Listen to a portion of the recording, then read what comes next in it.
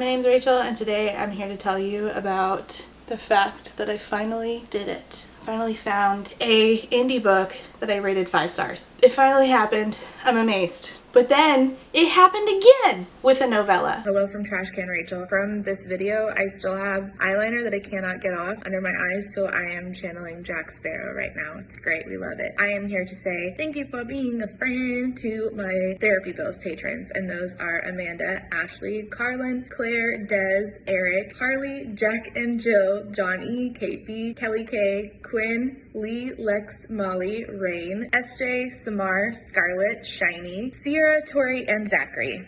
Thank you all so much for being a friend. Today I'm here to tell you first about the WICKWIRE Watch by Jacqueline Hagan. I was commissioned to read both of these books, but I am very picky, and I don't lie about my reviews. I am always honest. So when I say that I have never given an indie book 5 stars, I'm not over exaggerating. I'm being 100% serious. I've never given an indie book 5 stars until the WICKWIRE Watch. I'll give you the synopsis and then I will gush about it. Trust no one. It's the first and greatest rule Inkwell Featherfield ever learned. It's also the only way he knows how to survive, besides picking pockets, dodging the law, using every ounce of his plucky charm. Plucky. I love the word plucky. But none of this will be enough to save him now. Oh, the dyslexia is bad today. If only he'd never snooped around a dead man's house. If only he'd never found that pocket watch full of strange magic. If only he'd known the old man had snuffed it at the hands of the ghostly specters, or that such dark spirits even existed because now they're after him. When Ink is approached by an enigmatic group offering to keep him safe, he accepts, only to discover his rescuers are a band of infamous fugitives who knew they had a flair for winemaking, or a penchant for sing-alongs. Thrust into a world of arcane horrors, powerful politicians, and dangers on every side, the boy has no choice but to finally break his rule and decide who to trust. But with all the secrets, magic, and mystery thickening around him, and the stakes so much higher than he ever imagined, it might just be downright impossible. This was one of the most creative things that I have ever read. It's not a typical fantasy. It's not steampunk.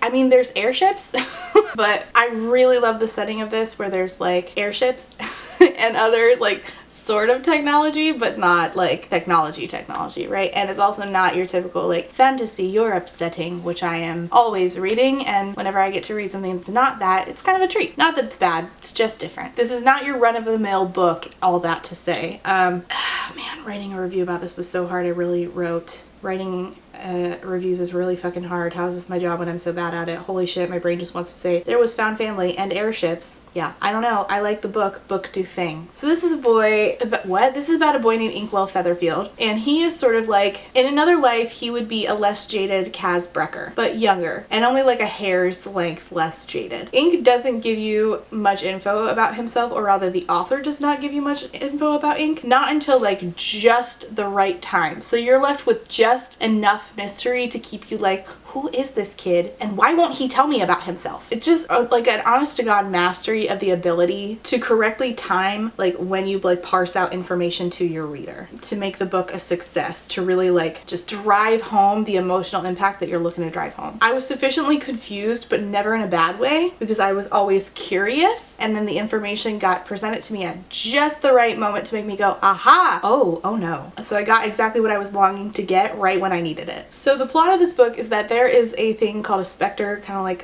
a ghost-ish. It's like an evil, angry ghost looking thing coming after Inkwell Featherfield. But is it just a ghost, or is there more to them? Yes, there is. And there's a guy who ends up dead at the beginning of the book, and there's this reporter who finds Inkwell, this boy, and he's like, hey, can you do this job for me? Can you go look into this for me so I can get some information that I can't really get on my own? I'll pay you. So Inkwell is like, oh, fine, sure. So he goes and he like looks around the guy's house, and he finds some like stuff, and he also sees these people that he's never seen before, who are like an important race of people who can like do magic, whereas his race of people cannot do magic. So he goes to the house, he has to sneak out because those people show up, and he's like trying to figure out like what's going on, like what is so important about this man's death. And it turns out they say that the man was a colonist who was sort of like, think of the colonists as like a political uprising of people. So he runs back to the reporter dude's house, and the specter comes after him twice twice. First, this dude shows up and chases the Spectre away, and he gets to the reporter's house. The Spectre comes after him again, and these people show up and they're like, hey, we can protect you, but we have to take you away. So he leaves with them. The reporter gets like left behind. The Spectre fails to get Inkwell, and then he realizes that he is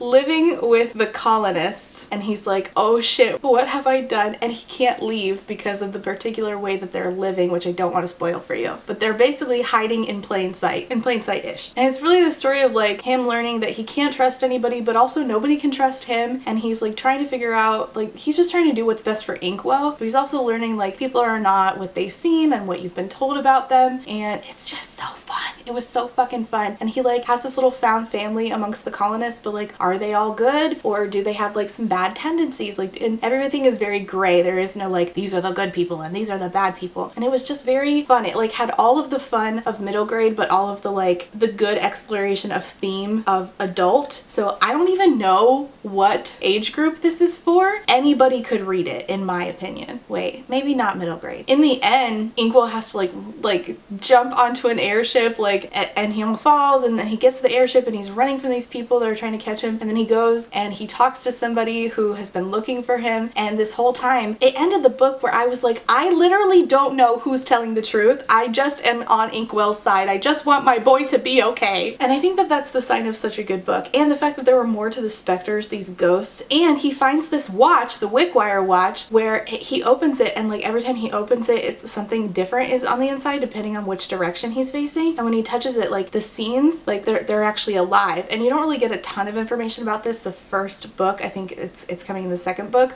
I can't wait. I'm reading the sequel. I got it. The author sent it to me. I'm so excited. I loved this. I could not believe how much I loved it. So if you like the story, the sound of almost Casbrecker, airships, magical watches, ghosts that aren't ghosts, different planes of existence colliding, kind of steampunky, found family, trust nobody, politicking, and everybody is just out to save themselves, maybe try this. I think you'll love it. It was so good. I loved it so much. And the audiobook is actually on Spotify, and I can tell you that the audiobook was a delight. The narrator is Irish, and it's just spectacular. Thank you so much to Jacqueline for sending this to me, because oh my god, what a fucking delight. What a fucking delight. And the second book I want to talk to you about today that I also gave 5 stars was actually just a novella, so it's very short. I read it in like an hour and a half, and I also gave it 5 stars.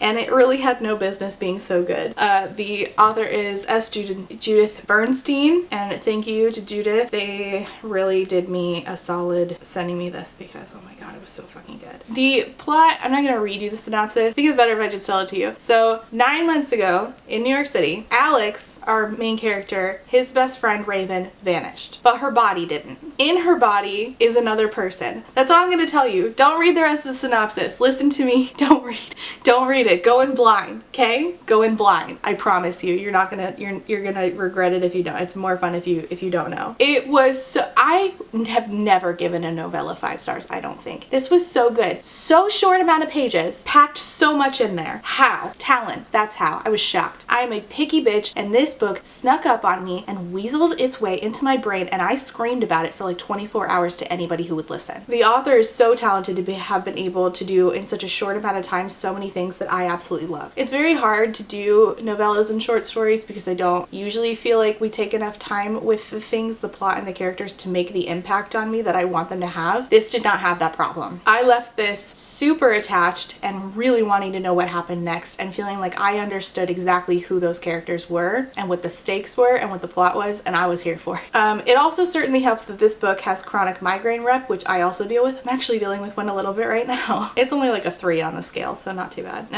Let's call it 4. The accuracy and the care taken to depict what it's like to have a migraine, so good, so incredibly. I was blown away, so good. So this book also has trans rep and ace arrow rep and Jewish rep. But the thing that this book did that I really loved is that it has books within books. The author created book series within the book, and one of the characters within the book comes to life. It's genius. It's genius. It is Two characters inside one character's body and made it so that I distinctly knew who was who, even though they are sharing a body. Talent. Also, the switching back and forth and POV and time jumps were done so well. I was never confused. How did that get done so well here in such a short amount of time? How? Talent. That's how. Because we switched from Alex telling his friend what happened to Raven to Alex experiencing what happened to his friend Raven to present day with the person inside of Raven's body and Alex going to talk to them. So good, because we switched POV from like Alex's experiencing the story to Alex's telling the story, and then we also experienced time jumps. All of it done so well, and it lent itself to making the book better and richer. Talent. Absolute talent. Blown away. I'm a picky, opinionated bitch, and I don't know how to tell you to make this story better.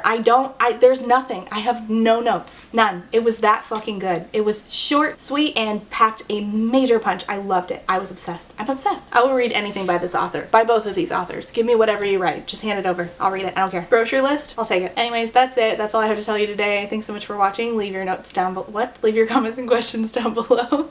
And go add these on Goodreads. I'll link them down below. Thank you so much for watching. See you next time. Bye! Before I go, I have to say thank you for being a friend to my Potato Search Marxist patrons, and those are Abby, Aiden, Alicia, Allison, Amanda, Andy, Anita, Artie the Ninth, Ava, BB, Bethann, Ray, Caitlin, Carlin, Catherine, Kathy, Celia, Cheyenne, Chris, CJ, Corwin, Corey, Darren, Deandra, Deborah, Diet Goth, Dorian, Douglas, Ebby, Eden, Elise, Elia, Emily, Ava, Faith, Grace, Gracie, Haley, Hannah C, Hannah T, Helen, Horror Goose, India Inks, JT, Jen with two N's, Jillian, Joni, Jules, Kaylee, Kate, Catherine, Katya, Keely, Kelsey, Kylie, Laura, Lauren B, Library of Scars, Liz Cardigan, Luna Moth, Lustful Octopus, Martin, Maddie, Marcella, Marquita, Malara, Mary, Miriam, Model RK300, Moog, Morgan R, Moth, MXDS, James, Nat, Never, Nicole R, Nicole T, Nyan Binary, Paige E, Paige P, Peggy Lou, Pixel Stars, Pure Raytheon, Rachel B, Rachel S, Rachel who's my friend on Twitter, Reba, Ren, Robin, Rowan, Samantha, Sarah, Scarlett, Shanae, Shannon, Sheena K, Sean, Steven, Talia, Tiana, Ursula, Valentine, Winter, Ryder A, and Yesenia. Thank you all so much for being a friend.